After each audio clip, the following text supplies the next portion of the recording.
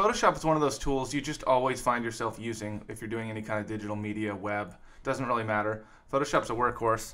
So I'm going to open it up here and show you guys kind of some. It's going to get a little bit advanced in our photo manipulation, but it's not that hard. Photoshop's a pretty easy tool. So I'm going to go to Control O to open a file, and I'm going to open up one of these straps here, probably that one. My wife made me go with her to Michael's, so I thought, well, I'll take some texture photos for my project. So here we have this strap, and we have a lot we've got to do to it. We've got to crop out areas we don't want, and then we got to make a seamless texture, and we also have kind of a skewed strap here. We need it to be straight and uniform. So you may not have these rulers showing right here. If you go to View and Rulers, that's how you get those. So View and Rulers. I'm going to drag some rulers out here because I want this buckle to be straight all the way across. So then we're going to do something called skewing. So first I'm going to double click on this, hit OK, and I'm going to Control T, and if I hold down my control button I can skew this image, and I need it to fit right in between these two straight lines here. So that's what I'm working on here. It may take some tweaking, but you want to get it pretty perfect here. The best you can. Texturing is what separates, what we're doing. Good texturing is going to separate a good-looking video game from a bad-looking video game. So it's very important.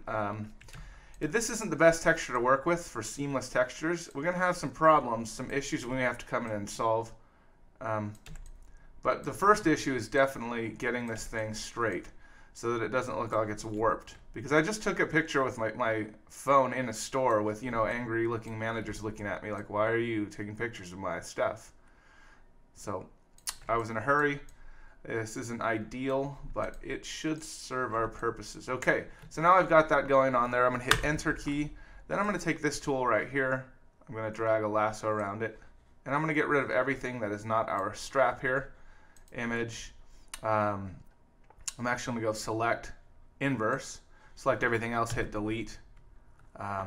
Actually, there's an easier way to do that. I'm sorry. I got that selection there. So if you grab this selection here, I can go Image and Crop, and that will just get everything that I want there. We can go in and look and see how uniform this is going to be. Even the threading itself is not completely uniform, so making this perfect probably not going to happen.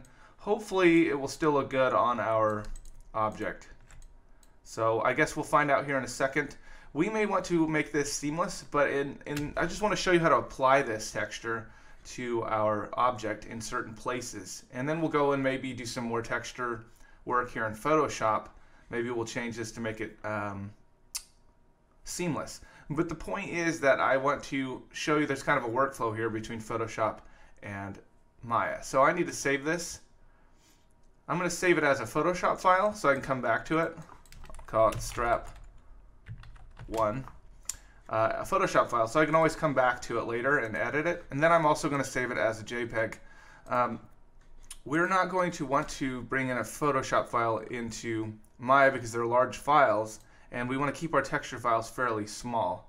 So I'll go into Seamless here. I already have a strap there, but you can see it's warped. I didn't actually fix that.